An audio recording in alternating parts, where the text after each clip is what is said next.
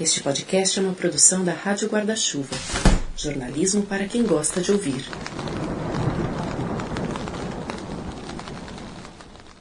Oi, tudo bem? Se você está acompanhando a temporada regular do Põe na Estante, dessa vez sobre a América Latina, você já sabia que ia ter novidade por aqui hoje, né? E eu nem acredito que finalmente saiu do papel o Põe na Estante Ler o Mundo. É um desdobramento, um spin-off do Põe na original, mas para falar de livros de não ficção.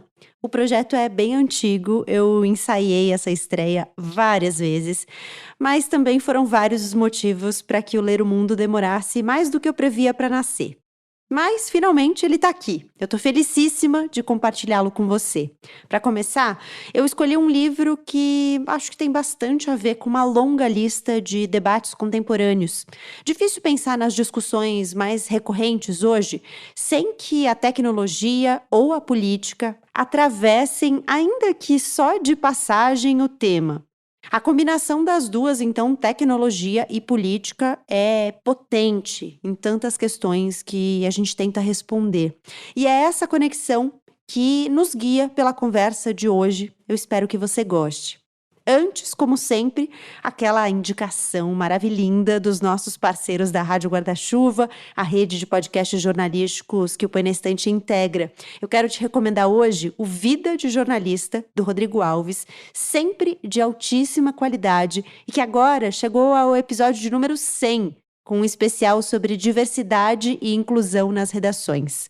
Tudo que o Rodrigo faz é muito bem feito. Quando terminar aqui, vai lá dar o play. Bora para nossa conversa? Esse podcast é apresentado por b9.com.br.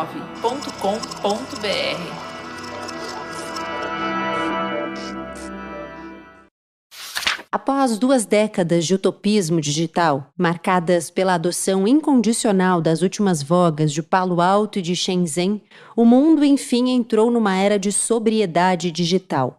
As plataformas tecnológicas globais deixaram de ser vistas como companheiras inofensivas e invisíveis, empenhadas em amenizar ou mesmo eliminar as arestas da existência cotidiana, sempre em nome de um compartilhamento descomplicado e de uma transparência universal.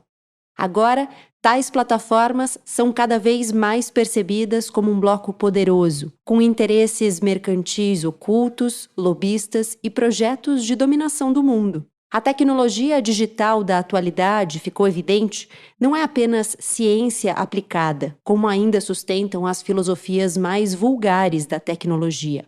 Ela é, na verdade, um emaranhado confuso de geopolítica, finança global, consumismo desenfreado e acelerada apropriação corporativa dos nossos relacionamentos mais íntimos. Ao insistir nas queixas contra as práticas desprezíveis da Uber ou do Airbnb ou contra as tendências monopolistas da Amazon ou do Alibaba, alguns críticos da tecnologia, a ocupação mais absurda do que essa, adotam uma visão geral invertida.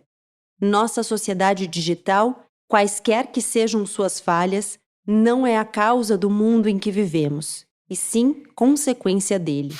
A liberdade está à venda e custa baratinho. A privacidade, em compensação, vale uma fortuna. A internet que o bielorrusso Eugênio Morozov desenha é um lugar escuro e sombrio, um caminho para a disseminação de notícias falsas, propaganda extremista, para o controle social e para a repressão política, para a vigilância em massa. A tecnologia, por sua vez, é muito mais uma criadora de problemas do que uma solucionadora deles. Aliás, os debates sobre ela caem vira e mexe em lugares similares, aqueles que sancionam aspectos perversos, cruéis do neoliberalismo. E o Vale do Silício? Ele nos dá motivo de sobras para ser odiado, mas odeio baixinho, viu? Porque eles têm os seus dados, conhecem o que você diz, o que você pensa, o que você sente até.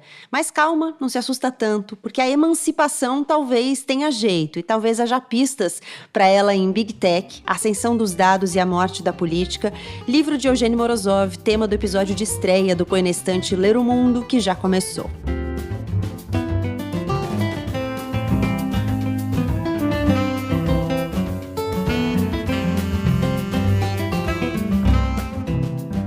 Seja bem-vinda, seja bem-vindo à estreia desse braço do Põe na Estante. O Põe na Estante Ler o Mundo é um braço de não ficção desse Clube do Livro em formato de podcast. Aliás, o formato continua exatamente o mesmo dos episódios que você já conhece sobre a literatura ficcional. Eu, Gabriela Maier, convido duas pessoas para uma discussão que parte de um livro. Só que aqui, os livros que guiam os debates são de não ficção. Esses debates extrapolam as páginas. No Ler o Mundo, os convidados são mais do que leitores apenas, são pessoas que pesquisam, estudam, vivenciam esse assunto, trabalham nas áreas centrais da obra. E para falar sobre Big Tech, eu convidei Silvana Bahia e Diego Vicentim. Sejam muito bem-vindos, um prazer tê-los aqui. Eu vou pedir para vocês, por favor, se apresentarem.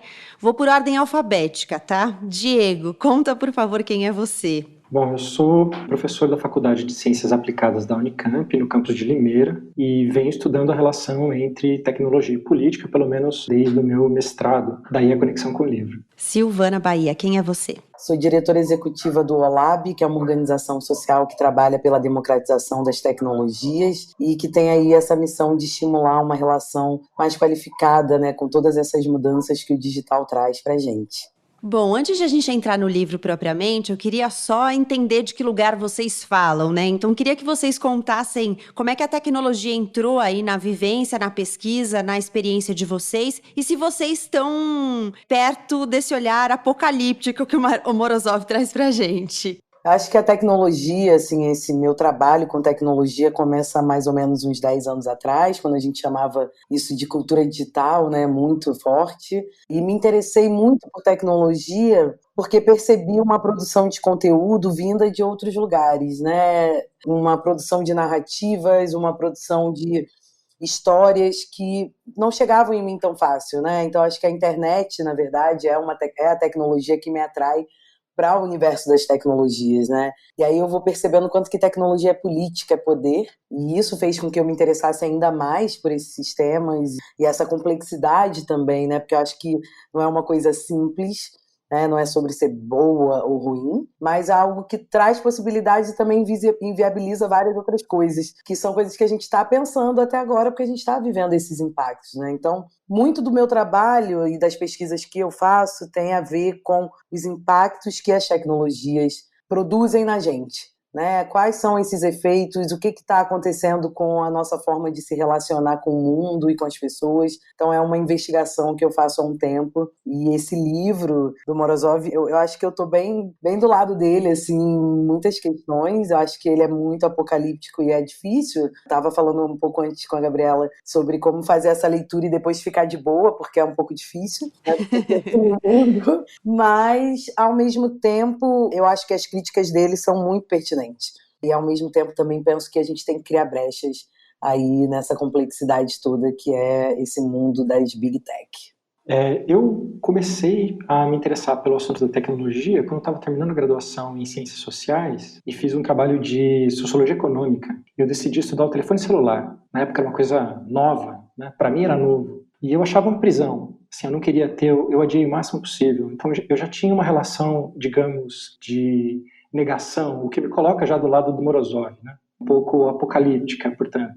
E aí, desde então, eu não parei mais de estudar o assunto da tecnologia. Estudei telefonia celular no mestrado, redes móveis de comunicação, né? Banda larga móvel no doutorado, que é aquilo que a telefonia celular se torna.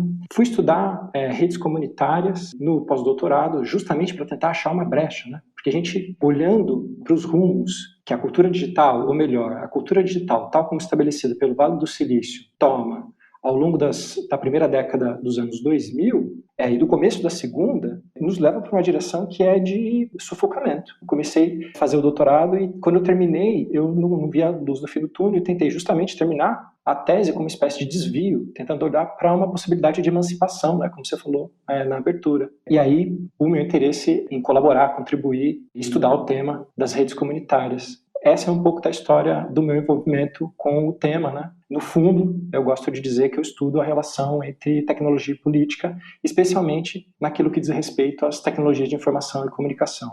Bom, e o livro, ele é essencialmente isso, né? A relação entre tecnologia e política, e ele vai passar por uma série de pontos para a gente chegar nesse debate. E já que você puxou o gancho, Diego, do Vale do Silício, eu quero começar por aí, porque o Morozov também começa por aí, né? Ele faz uma introdução falando do capitalismo tecnológico e da cidadania. Eu acho que ele traz alguns aspectos que a gente já conhece de uma maneira geral do Vale do Silício, mas eu acho que ele traz algumas coisas também que nos escapam, inclusive como o Vale do Silício conseguiu acabar dominando a nossa maneira de pensar a tecnologia e a própria subversão, porque ele vai dizer que a entrada no início ali, né, do pessoal do Vale do Silício chegou como uma ideia de contracultura. Então ele vai falar do Steve Jobs, por exemplo, quase como um hippie, um opositor do capitalismo, né? Eu fiquei pensando se essa ideia de uma contracultura que tentava se desenhar, ou que era parte da conversa ali, de como eles eram apresentados e como se apresentavam, se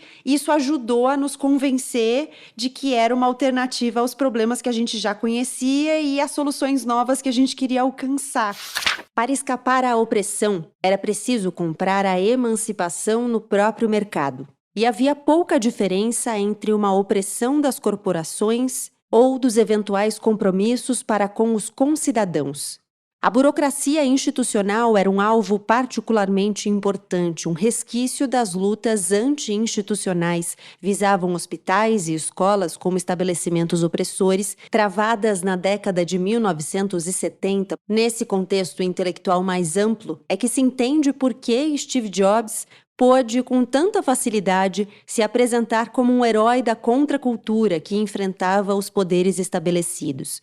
E, de fato, os primeiros usuários da Apple podiam hackear o computador, modificá-lo à vontade, pois a empresa se colocava contra os outros fabricantes de computadores que não permitiam alterações em seus hardwares.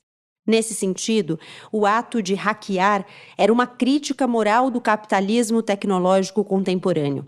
Aos poucos, contudo, a alternativa oferecida pela Apple tornou-se o próprio sistema vigente. Para virar um hacker, bastava comprar os produtos da Apple, que logo se tornaram tão fechados quanto os dos seus primeiros concorrentes. A crítica moral evaporara. Tratava-se de puro marketing aspiracional, um conto de fadas que convenceu a classe média norte-americana de que ela também poderia ser ousada e cool, mas no âmbito do mercado. 3 décadas depois, o que se nota é que o Vale do Silício encampa a mesma retórica da emancipação por meio do consumo, mas de maneira bem mais sinistra. Na década de 1970, Stewart Brand simplesmente selecionava e indicava os produtos que apreciava, ele mesmo não os produzia. Hoje, porém, o Vale do Silício fica feliz em nos fornecer uma multiplicidade de ferramentas para enfrentar o sistema. Ferramentas produzidas lá mesmo, no Vale do Silício. O apelo global desse tipo de retórica somente pode ser entendido se lermos essas tendências em contraposição a outras duas. A primeira é o surgimento da desconfiança pós-moderna diante de tudo o que seja remotamente consolidado, de imediato percebido como corrupto e a serviço de interesses escusos. E a segunda, o triunfo da ideologia neoliberal subsequente à Guerra Fria, que suprimiu com êxito os aspectos não econômicos da nossa existência social, fazendo com que a identidade do consumidor sobrepujasse a do cidadão. Como é que vocês enxergam o Vale do Silício e isso que ele coloca, né? De a gente, de fato, ser moldado, de a gente ser dominado na maneira de pensar a tecnologia pelo que vem de lá? Tem uma coisa interessante aí, que é o papel da contracultura. O Morozov não é o único que aponta isso, né? Que aponta, de algum modo, para o lado sedutor do discurso do Vale do Silício, que acabou ganhando todos nós até um determinado momento, E aí eu considero que um ponto, e não estou sozinho nisso, né? Acho que boa parte da bibliografia daqueles que seguem o assunto consideram que um ponto essencial de virada é 2013, justamente pelas revelações do Edward Snowden, que vai deixar absolutamente claro que a internet se tornou um grande aparato de vigilância, né? Vigilância estatal, mas não só, também corporativa, porque a vigilância estatal não acontece sem o apoio das corporações. Mas até aí havia ainda uma possibilidade de olhar para a internet a partir daquilo que ela tem de emancipador, né? E quando ela surge vinculada à contracultura, ela promete uma emancipação em relação àquilo que a gente pode chamar de indústria, né? Ao mundo, ao capitalismo. Sistema, talvez? Exato, ao sistema industrial, ao capitalismo industrial. E aí ela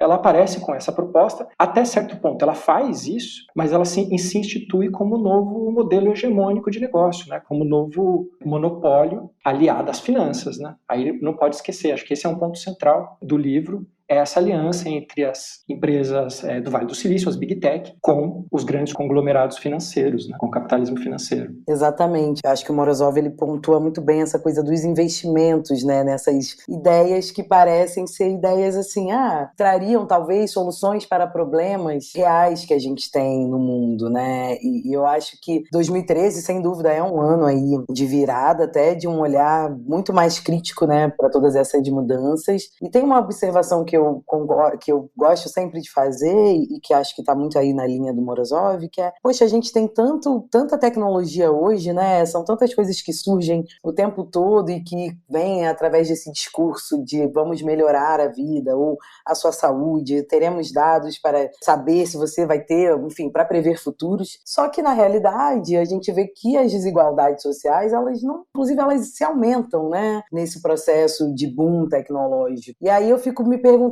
é uma das questões do que eu investigo, assim, né? Cadê a ponte, né? Por que a gente separa o tempo inteiro também essas tecnologias produzidas no Vale do Silício que prometem soluções para vários problemas, mas a gente destaca elas da vida, né?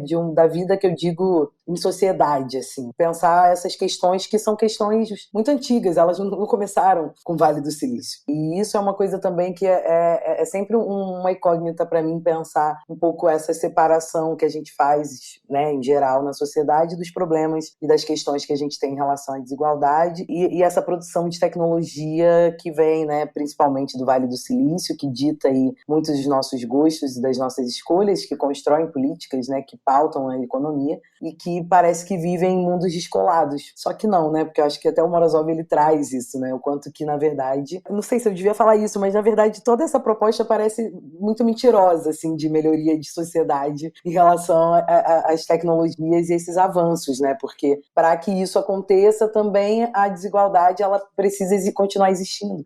Exato. Ele até vai falar, né? Ele lista 3 motivos pelos quais a gente pode odiar o Vale do Silício, né? Ele vai falar da questão da privacidade, de terem transformado a nossa privacidade numa mercadoria, o fato de ter uma promessa de liberdade, mas na verdade de entregar cada vez mais controle, né? Ele até cria uma imagem interessante de uma cerca invisível de arame farpado. E por fim ele vai falar exatamente desse ponto, de como a gente não está conseguindo contribuir para a redução de questões essenciais, como pobreza, discriminação racial. E ele vai falar que, na verdade, a gente só cria aplicativos para resolver problemas que os aplicativos conseguem resolver, em vez de enfrentar os problemas que, de fato, precisam ser enfrentados, né? Precisam ser resolvidos. E ele vai colocar essa narrativa da solução, de, olha, a gente vai entregar novas soluções para os problemas, novas perspectivas, né, para enfrentar os problemas, ele coloca num lugar total de conto de fadas, né? Exatamente.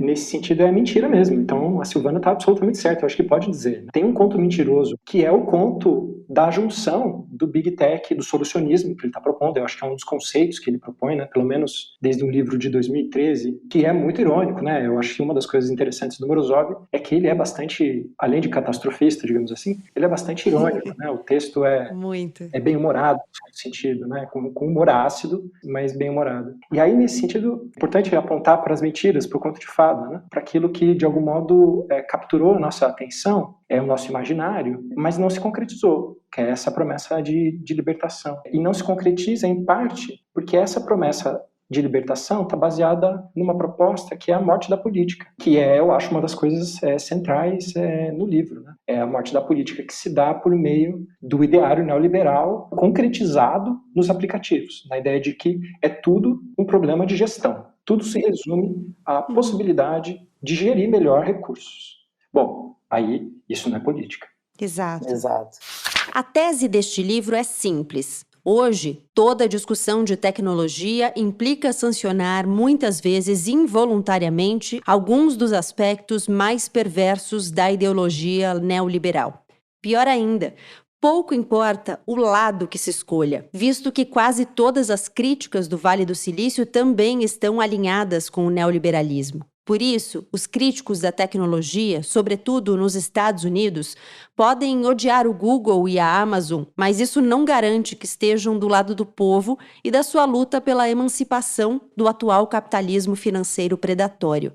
A crítica deles é geralmente conservadora, mesmo que o seu alvo, quase sempre o Vale do Silício, seja igualmente odiado pela esquerda. É possível fazer uma crítica emancipatória da tecnologia? Estou convencido de que sim, mas o primeiro passo para que ela seja articulada é entender as deficiências da nossa crítica de tecnologia atual, que é ineficaz por algum motivo. E há apenas uma forma de torná-la radical e verdadeiramente efetiva. Ela precisa tratar seriamente não só da economia política do Vale do Silício, como também de seu papel cada vez mais preponderante na arquitetura fluida e em constante evolução do capitalismo global contemporâneo.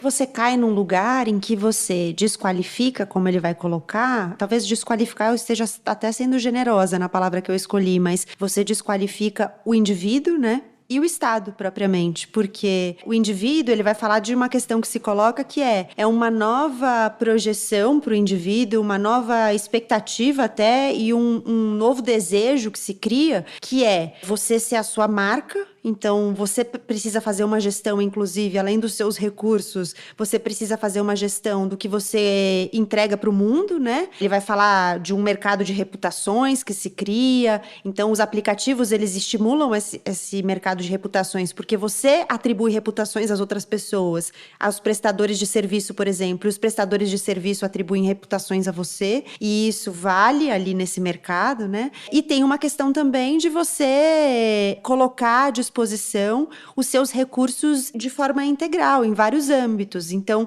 os seus recursos, inclusive, de subjetividade, você coloca à disposição para que isso faça parte da sua marca, né? É uma desqualificação, uma desintegração total do sujeito, porque o sujeito está baseado nisso, nessa questão das subjetividades. E uma desintegração também de muitos dos nossos papéis como cidadãos, né? Ele vai colocar a gente sendo substituído, deixando de ser cidadão para ser substituído como consumidor, essencialmente. Posso continuar nessa linha? Porque tem uma questão aí que é interessantíssima, que tem a ver com o diálogo das Big Tech com o neoliberalismo. Essa ideia de que o humano é tornado capital, de que suas habilidades são entendidas como capital e, portanto, eu preciso investir no meu próprio capital para valorizá-lo, né? E aí, claro, né, os sistemas de avaliação nos aplicativos vêm para, de algum modo, concretizar isso, né? Uma ideia que já está colocada desde os anos 50, quando se começa a pensar no humano como capital e na educação como meio de valorizar o capital humano. Então, enfim, é só uma conexão das mais importantes, eu diria, que o Morozov faz entre problemas que são estruturais, como a Silvana estava dizendo, e o modo como as tecnologias digitais não vêm para amenizar esses problemas, mas para torná-los mais profundos, né? A política de desintegração do Estado que o neoliberalismo propõe vem se tornar ainda mais profunda quando ela está em diálogo, né, associada com as tecnologias digitais, né, especialmente com aquilo que a gente chama de internet.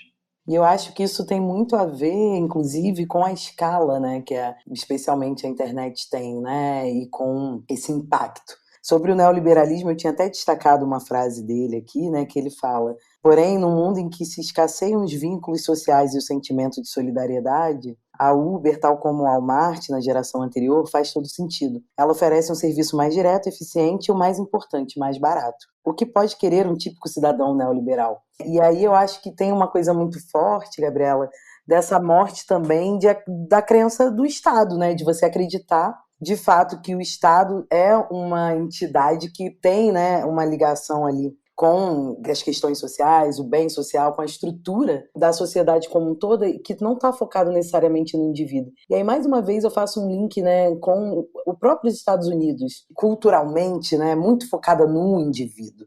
Mais uma vez, eu acho que essas questões, que são muito fortes aqui apontadas no livro, e que a gente está vivendo, na verdade, não são questões novas, né? O que, para mim, chama atenção é essa escala. O digital, ele tem uma potência também de escala, e aí a escala, desde a escala de uma ideia, de uma subjetividade, de uma forma de ser, de uma forma de ver o mundo, que é muito impactante, né? Que aí a gente começa, e as pessoas, a gente compra, né? Muitas vezes, facilmente, né? Até porque a gente é feito para que a gente compre, para que a gente não questione, para que a gente ache que isso é natural, digamos assim. Eu acho essa ideia do natural interessante, porque é natural porque tem uma pretensa objetividade, né? Ele, de algum modo, faz a conexão quando trata da questão da inteligência artificial e daquele ponto sobre a gestão que eu estava mencionando agora há pouco, que vocês também passaram por ele. A gestão ela tem que ser feita de maneira objetiva, baseada em quê? Em dados. Em tese, está lidando com um tipo de realidade que é objetiva, mas que, na verdade, captura e faz funcionar uma série de subjetividades. Então, ela, de fato, tem muitas escalas, né? Ela atravessa uma quantidade de planos incrível, vai desde uma superestrutura, digamos assim, global de comunicação, até a subjetividade de quem está o tempo inteiro sendo vigiado a partir do telefone celular, né? Que está tendo o humor controlado, de acordo com a quantidade de vezes que o telefone trepida, né, ou quantidade de luz que o telefone capta. Então tem patentes, né, de empresas descrevendo metodologias de inferência sobre o humor do usuário a partir de variáveis como essa. Então vai desde a subjetividade até uma infraestrutura de comunicação global sobre a qual a gente não tem o mínimo controle, né? No fundo, é disso que se trata. Ele diz assim, isso está no controle de 5 grandes empresas e são elas que, de algum modo, estão ditando as regras daquilo que a gente entende como sendo política e comunicação. A dialética do empoderamento atua por vias misteriosas. Não há dúvida de que os dispositivos inteligentes poupam tempo a fim de que possamos dedicá-lo ao trabalho que nos permite pagar por seguros personalizados e mais caros, ou enviar mais e-mails relacionados ao trabalho, ou preencher outros formulários requeridos por algum sistema burocrático recém-computadorizado. O Facebook, o concorrente mais próximo do Google, usa o mesmo truque no campo da conectividade. A sua iniciativa, Internet.org, hoje presente na América Latina, no Sudeste da Ásia e na África, foi ostensivamente lançada para promover a inclusão digital e o acesso à internet nos países em desenvolvimento. E, de fato, esse acesso é obtido, mas sob condições bastante específicas. O Facebook e outros poucos sites e aplicativos são gratuitos, porém, para todo o restante, o usuário tem de pagar, muitas vezes com base na quantidade de dados consumidos por aplicativos individuais. Em consequência, poucas pessoas, cabe lembrar aqui que se trata de populações muito pobres, têm a possibilidade de acessar o conteúdo externo ao do império do Facebook. Aqui se nota de novo a regra de Varian. À primeira vista, os pobres desfrutam daquilo que já está ao alcance dos ricos, no caso, o acesso à internet. Mas não custa muito identificar a distinção crucial. A diferença dos ricos, que pagam com dinheiro pelo acesso, este é adquirido pelos pobres com os seus dados. Os dados que o Facebook um dia vai monetizar para justificar toda a operação do Internet.org. Afinal, não estamos lidando com caridade. O Facebook está interessado em inclusão digital do mesmo modo que os agiotas se interessam pela inclusão financeira. Você falou de humor, né? Eu lembrei do humor no sentido mais estrito, porque ele conta uma história, nunca tinha ouvido falar nisso, de um teatro em Barcelona, talvez, acho que é Barcelona, que é um lugar, uma casa de espetáculos que recebe espetáculos de humor, e aí eles adotaram uma política, você não paga o ingresso, mas você paga por risadas que você der, né? Você tem sensores no teatro inteiro para identificar o seu rosto, as suas expressões faciais, sociais, e aí, a partir dos risos que você dá, você vai pagar mais ou menos, tem um valor para cada riso, chegando a um valor máximo que eles estipulam. Com isso, eles conseguiram, inclusive, aumentar o valor do ingresso, porque as pessoas, no geral, riem mais do que costumavam pagar no ingresso, que o ingresso costumava custar, então elas pagam mais. Eu nunca tinha ouvido falar nisso e eu achei completamente surreal essa ideia de você ter um riso controlado. Eu acho, é surreal, mas eu acho que esse exemplo traz muito para uma concretude o que a gente vive, né, de alguma forma, e que a gente não percebe muito, né, dentro dessa ideia de capturação de dado mesmo, quando eu estou dando aula, as pessoas sempre perguntam, mas qual a importância eu dar aqui meu CPF? Isso não é um problema, é um dado só, de uma pessoa só, e etc. O que isso tem de impacto? E aí eu fico pensando, essa lógica que ele traz no livro, que ele apresenta nesse exemplo, né, de que, tudo bem, você não paga para entrar, mas você paga pela sua risada, isso é a materialização do que vale também, né, pensando aí os nossos dados, para essas empresas, né, ou para essas 5 empresas, né, que bem o Diego disse. Então acho que é bom também, porque eu acho que tem uma dificuldade nesses debates sobre tecnologia, em geral, e pensando em todas as tecnologias, que é de materializar as coisas. Muitas vezes, assim, mas meus dados, mas não tá me afetando, assim, né? As pessoas, em geral, não trazem isso, assim. E eu gosto desses exemplos que materializam e dá uma concretude que você fala, agora eu tô entendendo melhor, é assim que funciona, né? Eu acho que isso também é um desafio para esses tempos, né? De pensar linguagens que a gente possa, de fato, comunicar e discutir esses assuntos com pessoas, inclusive, que não estão dentro dessa bolha, né? Ou das tecnologias ou da pesquisa sobre.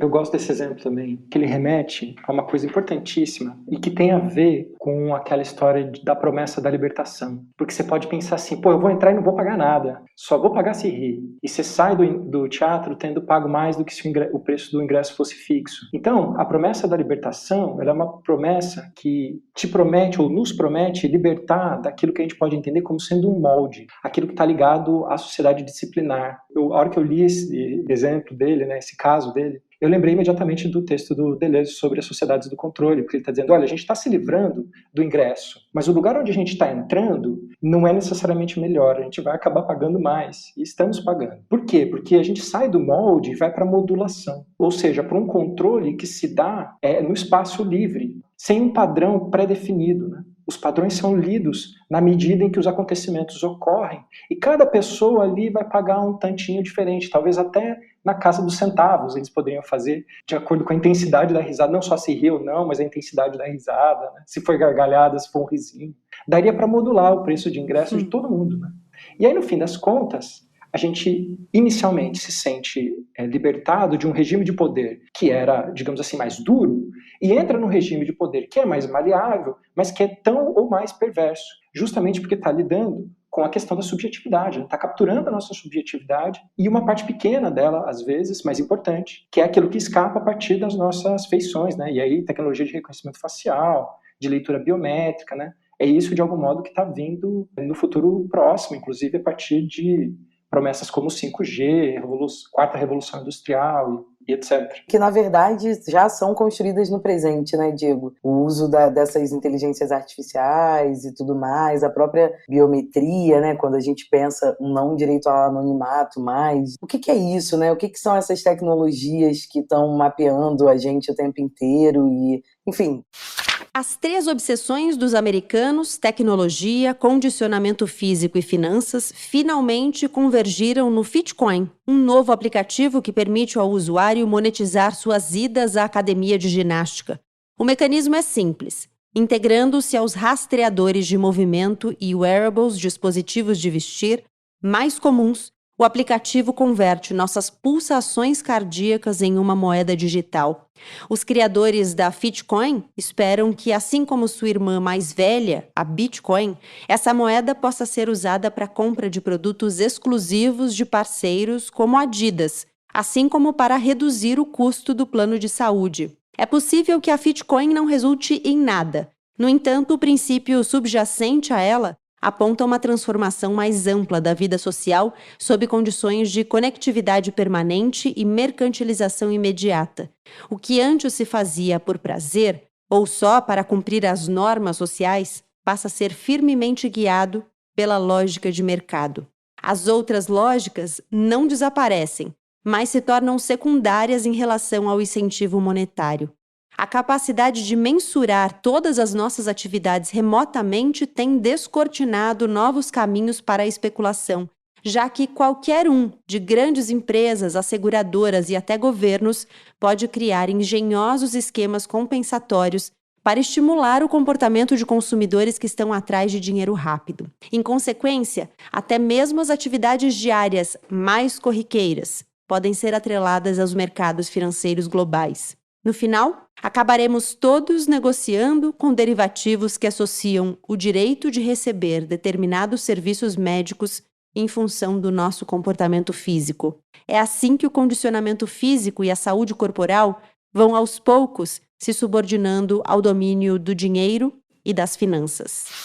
Queria comentar uma coisa sobre isso, né, que ele também fala aqui no livro, mas com outras palavras, o quanto que esses dados também que a gente coleta, né, e que muitas vezes delegamos aí para as tecnologias essas decisões isentas de preconceitos ou de qualquer outra questão, na verdade também o quanto que esses dados também já têm cultura, né? O quanto que esses dados também já são estereotipados, né? O quanto que eles já carregam determinadas visões sobre os indivíduos, né? Então isso também acho que é uma grande problemática, né, nesse debate hoje, quando a gente pensa a inteligência artificial aí, que já é presente, mas sem dúvida está aí construindo esses futuros que estão reservados para a gente. Deixo até o convite, inclusive, para quem se interessar mais por essa discussão, para ouvir o episódio do Elas com Elas sobre algoritmos e robôs interferindo nos padrões de comportamento. A Silvana participa, o Elas com Elas é meu podcast na Band News FM, a Silvana é uma das entrevistadas e a gente fala sobre isso, né? Sobre como a produção de tecnologia não é neutra, né? Então, a produção do dado, a construção da tecnologia, ela já sai com um viés e isso é muito importante.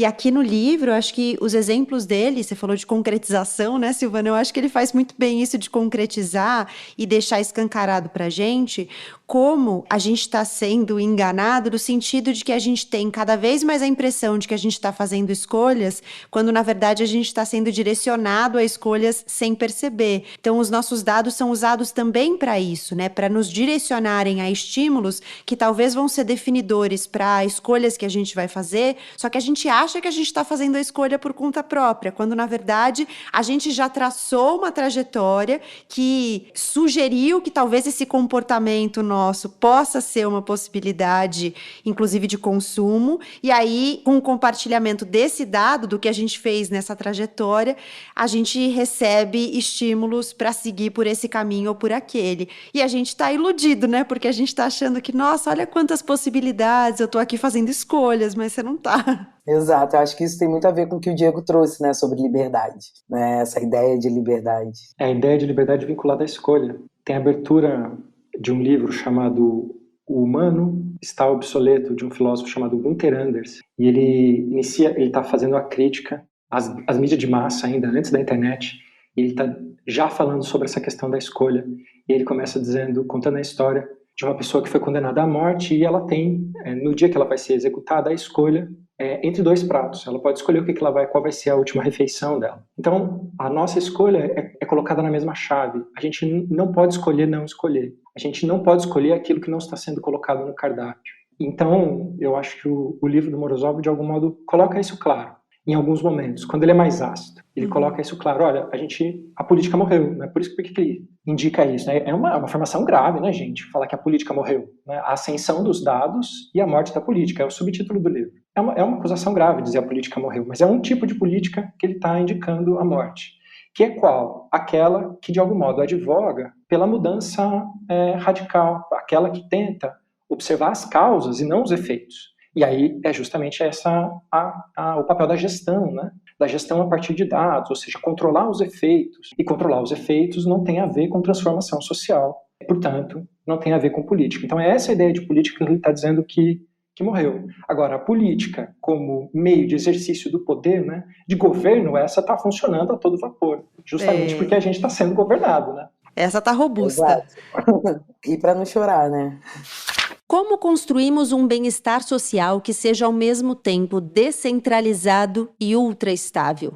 algum tipo de renda mínima garantida, por meio da qual alguns serviços sociais são substituídos por transferências diretas de renda para os cidadãos, atende ambos os critérios.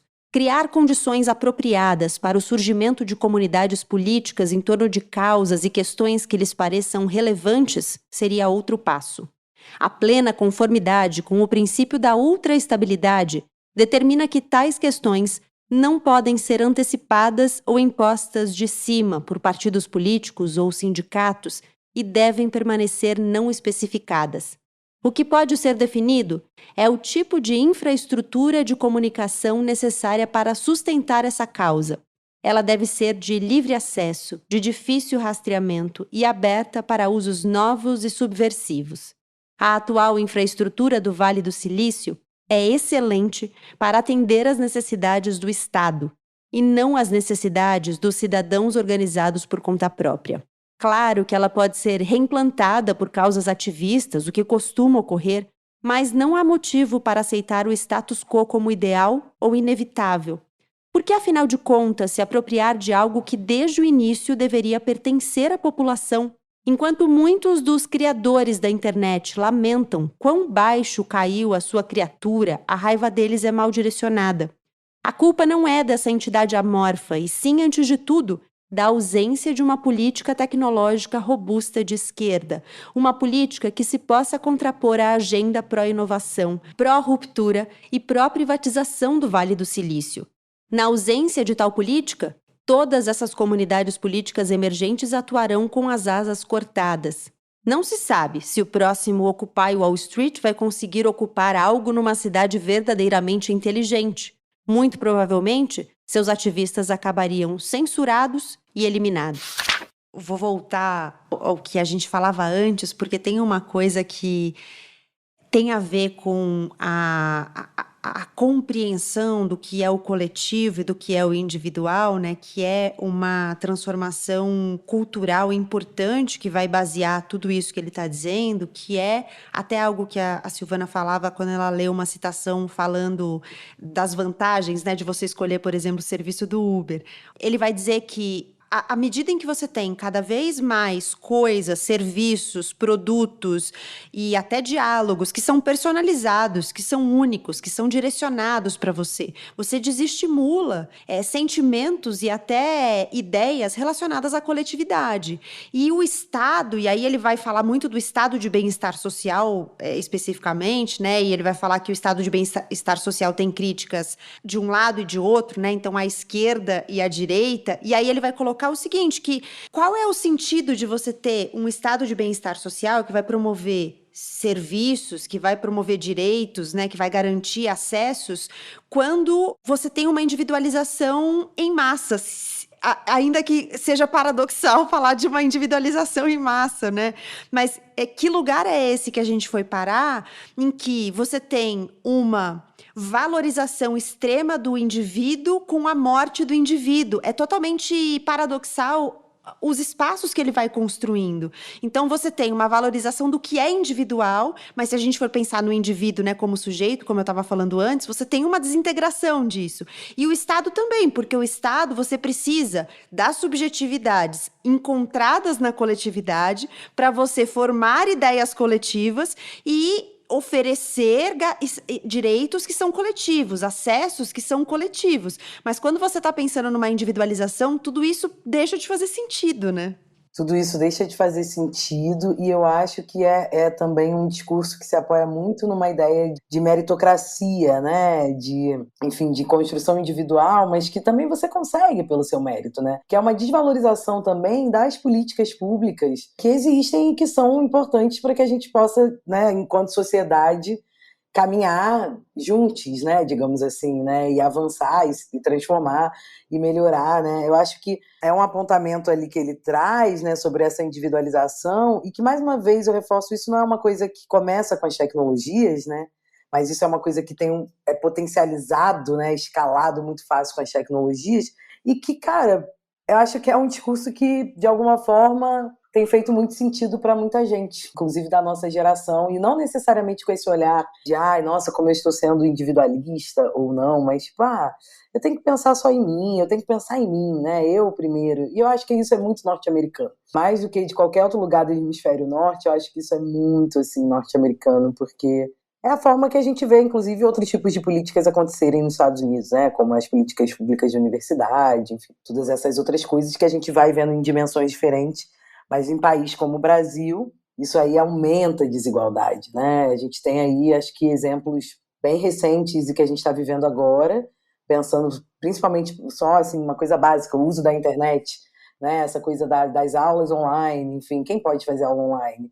Né, quem tem pacote de dados suficiente para isso? Então também acho que tem, mais uma vez, essa coisa de separar o tempo todo, né? Quando a gente individualiza, é isso que a Gabriela falou, né? A gente mata também esse indivíduo dessa subjetividade coletiva que as sociedades democráticas propõem.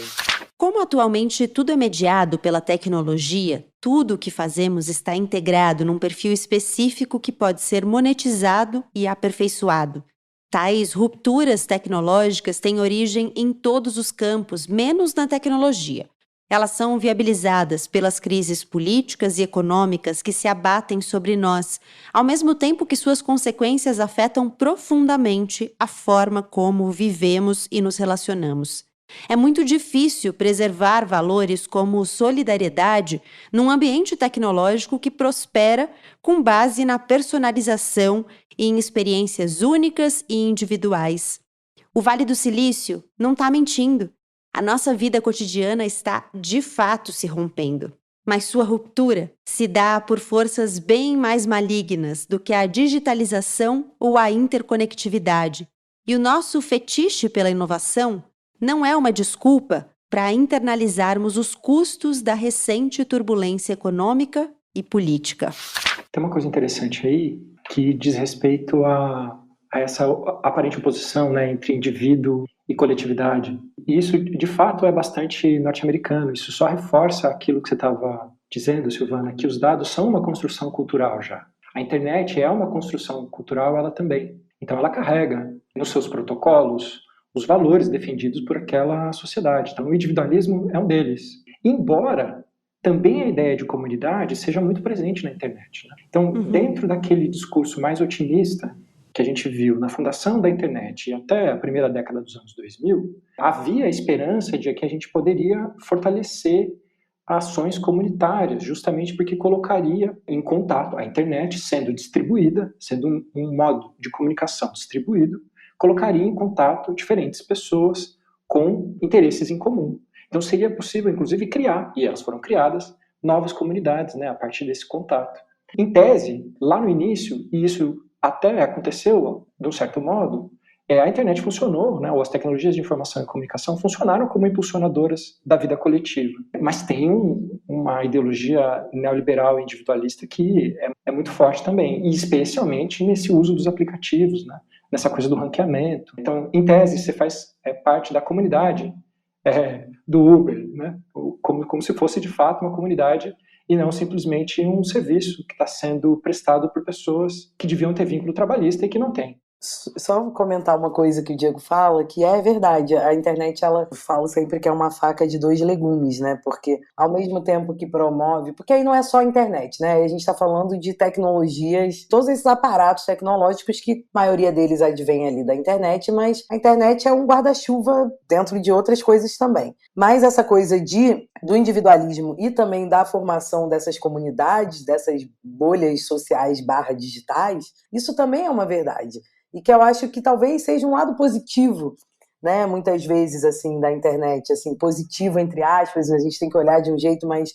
Porque para mim foi importante essa ideia de poder me conectar com outras pessoas que, enfim, estão pensando coisas que eu também, e acho que talvez essa seja a coisa mais da ideia ali do começo dos anos 2000, que se continua, mas de uma forma transformada, né, de alguma forma, assim, também, né, porque aí também, se a gente for entrar numa discussão dessas bolhas digitais, né, você só vê também conteúdos que têm afinidade com as coisas que você tá afim, mas não dá para também excluir, dizer que a internet, que todas essas tecnologias, elas só são ruins, né? Tô aqui só fazendo advogada do diabo, pensando que é isso, tem esses dois lados, né? Não é sobre ser bom ou ruim só. Mas eu acho que talvez os efeitos negativos de tudo isso que a gente tem vivido hoje são maiores do que os efeitos positivos. Assim. Esse potencial estava lá, né? Ainda está. Ele pode ser concretizado tecnicamente, mas ele está sendo sufocado. Ele está sendo sufocado em parte pelo monopólio, que é uma das razões, né? Mas não é a única. Então tem uma série de problemas que seria preciso atacar para que a gente pudesse, de algum modo, resgatar esse potencial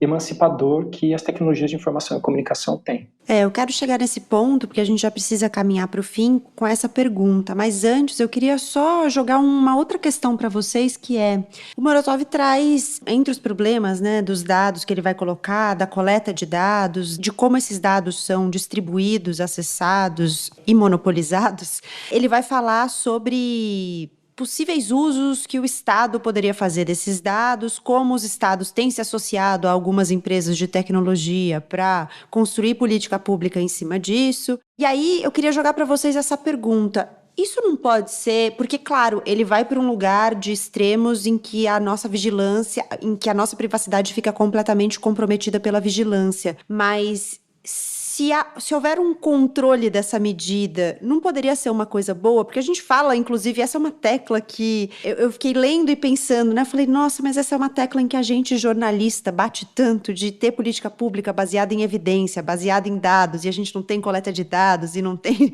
Como é que a gente faz isso, né? De construir um dado, mas talvez um dado de uma qualidade diferente, ou de um jeito diferente, ou vindo de lugares diferentes, né? Outras pessoas deveriam coletar os nossos dados, o Estado deveria coletar os nossos dados, enfim, os nossos dados têm que estar em algum lugar. Como é que a gente constrói um limite, não sei nem a palavra exata, não sei se é um limite, mas um lugar em que a gente possa ter política pública de qualidade sem extrapolar o uso desses dados? Eu acho que tem uma questão aí que é a seguinte, é difícil de responder.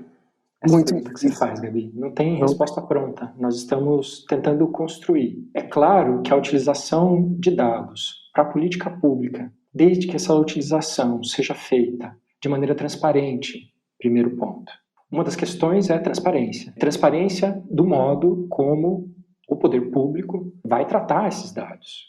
Transparência a partir também em relação às decisões que vão ser tomadas a partir do tratamento dos dados. A possibilidade de revisão dessas decisões. Tudo isso, de algum modo, tem que ser garantido para que a gente tenha um mínimo de confiança sobre o modo como os dados estão sendo tratados, né? E de algum modo, o balanço positivo que isso pode ter. Então, o Estado moderno, o nascimento do Estado moderno está vinculado com a ideia de tratamento de dados, né, com o governo da população, com a ideia de estatística.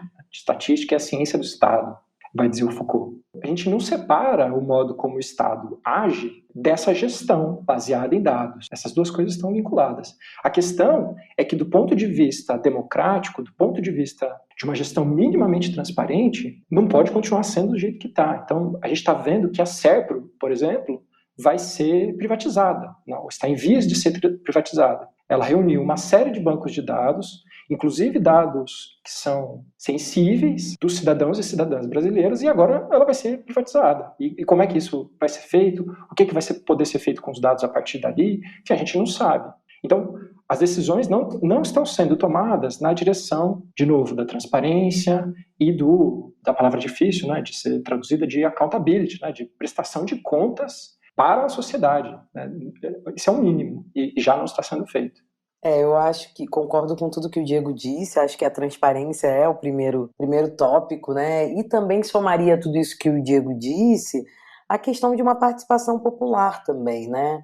Eu acho que acerca dessas decisões, porque isso em geral fica um diálogo entre estados e corporações. E como que a gente sabe dessas coisas, assim? E aí eu acho que tem um papel que tem que ser dado ali da sociedade civil em relação a essas decisões, mas que aí eu penso a sociedade civil até de uma forma um pouco mais ampla, sabe? Porque quando a gente pensa, né, a sociedade civil, eu estou falando de diferentes áreas, inclusive áreas do saber, mas pensando também, por exemplo, a própria comunicação, o próprio jornalismo, né? A gente sabe quanto que tem pouco assunto, assim, né, tem pouco jornalista hoje pautando ou trazendo essas questões, enfim, embora a gente viva essas questões que eu falo de uma forma mais criticamente, embora a gente viva numa enxurrada de informação o tempo todo, eu tenho achado que tem um desafio aí, e até que se conecta com essa ideia de uma participação de uma sociedade civil mais ativa nesses processos de decisão sobre os usos de dados e construção de política, que é a criação de linguagem sobre essas coisas. Porque, geralmente, esse assunto ele é tão complexo e parece que é uma coisa que não tem nada a ver com as pessoas comuns, né? Só quem é especialista entende daquilo.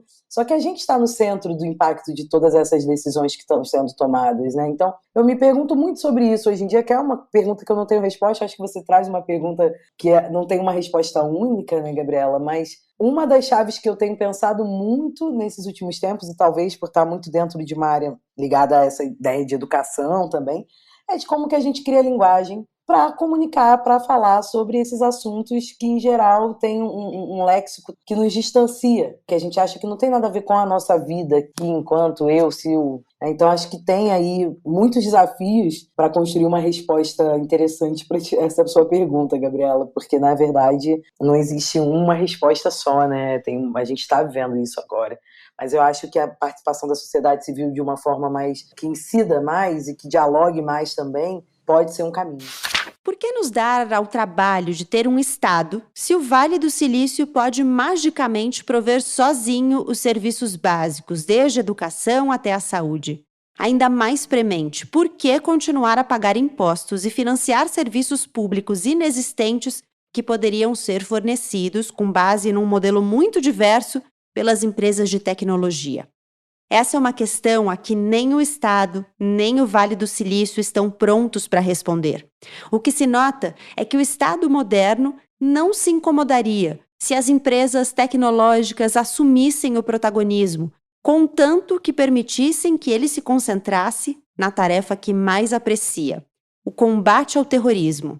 Os cidadãos que ainda não estão plenamente conscientes desses dilemas poderiam talvez perceber que a escolha efetiva que se tem hoje não é entre o mercado e o Estado, e sim entre a política e a não política.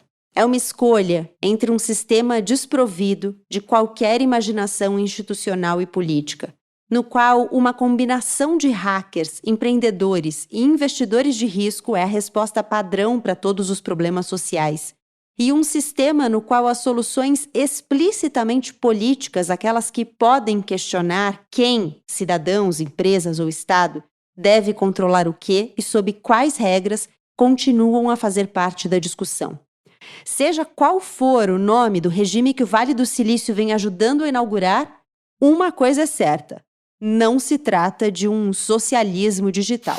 A gente podia ficar aqui muitas horas, né, discutindo todas as questões que o Morozov traz. É um livro que traz muitos pontos, vários além dos que passaram aqui pela nossa conversa, mas a gente deixa também a provocação aí e o convite para as pessoas que quiserem buscarem as coisas que o Morozov escreve. Big Tech do Morozov tem tradução do Cláudio Marcondes, é da editora Ubu, tem 189 páginas, não é um livro grande, ele escreve de maneira acessível, né? Ele colabora com muitas revistas, com muitos jornais, então acho que ele escreve facilitando a nossa compreensão, não escreve de maneira tão técnica. Claro, ele vai usar esse léxico, né? Mas eu acho que ele traz uma possibilidade de acesso a esse conhecimento, né? E aí eu quero terminar justamente perguntando, estendendo a vocês a pergunta que o Morozov coloca, que é possível fazer uma crítica emancipatória da tecnologia? E aí, essa crítica emancipatória talvez passe por esse lugar justamente do qual a Silvana falava, que é a participação das pessoas mais de perto, a distribuição melhor desse conhecimento e desse acesso, o aprendizado de como nomear e como cobrar o que vem desses lugares produtores de tecnologia? Olha, eu acho que todos esses caminhos que você aponta aí, né, você falou nesse resumão, são caminhos, são possibilidades, mas não consigo dizer se é certeza de que a gente vai ter talvez um debate emancipatório em relação a todas essas tecnologias, mas a certeza que eu tenho é que assim, a gente não volta pro analógico, né? Isso é uma realidade, né? O digital, ele é uma realidade, a gente vai ter que lidar com ele, e ele é tudo que ele levanta são problemas, questões complexas mesmo, né? E eu acho que Por isso que eu acho tanto que tem uma coisa aí, uma importância que é de ampliação de repertório para esses assuntos. A gente precisa ampliar os nossos repertórios acerca desses debates. É por isso que eu acho que o jornalismo tem uma função super especial nisso, e nós, educadores, professores também. E acho que assim a gente vai começar a construir, né, uma ideia de uma resposta mais robusta, porque o problema é robusto, né? Então, não só o problema, não estou querendo só trazer isso como uma questão negativa, mas a questão é robusta, né, e complexa. Então, talvez ampliação de repertório, participação popular e diálogo entre diferentes áreas do saber pode ser aí uma chave. Estou de acordo. Eu acho que a questão de fato tem a ver com criar repertório, com criar linguagens que escapem da linguagem digital, inclusive, né? Identificar a potência dessas linguagens. De algum modo, uma das coisas para as quais o Morozov está chamando a atenção é a mediação digital de tudo, se não me engano. E essa mediação digital de tudo só pode ser feita justamente por uma revolução, digamos assim, que aconteceu na linguagem, né? A gente assume a partir daquilo que alguns chamam de virada cibernética, que existe a possibilidade de traduzir tudo em linguagem digital, né? Nossos sentimentos, né? Nossa subjetividade pode ser traduzida em linguagem que o computador entende. Então é de fato uma questão de linguagem, e a gente tem que criar linguagem para, de algum modo, descrever isso e, ao mesmo tempo, levantar possibilidades de outros mundos, né? De outras técnicas ou cosmotécnicas. E isso passa, eu acho que o próprio Morozov, de algum modo, aposta nessa direção, isso passa por um processo que é de apropriação da técnica. Então, sim, assino embaixo do que a Silvana disse, de que a gente não volta mais para o analógico. O analógico ainda existe, ele está aqui, ele é nosso contemporâneo. Ele não está só no passado, ele é nosso contemporâneo. Mas o digital também dá agora. E aí, então, é preciso, de algum modo, apropriar a linguagem digital de uma maneira emancipadora. E acho que existem muitos movimentos sociais que estão fazendo isso. Mas isso é minoritário, né? Como deve ser, de algum modo. E isso não quer dizer que a gente não deva continuar fazendo a crítica emancipadora do monopólio, né? Do grande poder que está sendo exercido sobre nós a partir dessas plataformas. É preciso entender esse poder, descrever esse poder, jogar luz sobre ele. Olha, eu tô muito feliz com a nossa conversa, inclusive porque eu tô com o coração um pouco mais quentinho depois da leitura desse livro, depois de falar com vocês. Então, achei ótimo. Silvana e Diego, eu queria agradecer muito a disponibilidade de vocês para discutir esse assunto, para discutir esse livro. Foi um prazer enorme ter vocês aqui no Põe na Estante. Muito obrigada. Eu que agradeço, Gabriela. Eu agradeço também, Diego, pela troca. É um prazer conhecer. Quero ir atrás do seu trabalho para saber mais sobre essas coisas que você tem produzido aí na academia. Muito obrigada pelo espaço, gente. Obrigado, Silvana. Eu conheço o trabalho do Olab, parabéns. Fico muito feliz de estar aqui compartilhando esse espaço com você. E estou feliz também pelo convite, Gabriela. Muito bom te rever e muito bom poder conversar aqui sobre esse livro, que é um livro interessante e que serve muito bem aquilo que, de algum modo, a gente está fazendo aqui, né? Tentando levantar questões relativas a essa coisa que é a conexão entre tecnologia e política. É isso. Esse episódio de estreia do Põe na Estante Ler o Mundo está terminando. Essas conversas guiadas por livros de não ficção vão ser esporádicas e os temas vão variar bastante. Para não perder nada, segue o @Põe na Estante no Instagram e no Twitter. Lá eu também conto do Clube do Livro Mensal, coloco resenhas de livros que não viram episódios aqui do podcast e a gente troca dicas, troca ideias. Eu sou a Gabriela Maier, cuido da produção, do roteiro, da edição do Põe na Estante, a mixagem é do Vitor Coroa e as capas são do Arthur Maier. Um prazer ter a sua companhia e eu te espero na sexta-feira que vem de novo, no 6º episódio da temporada Um Giro pela América Latina, nesse caso de ficção. Obrigada e até lá!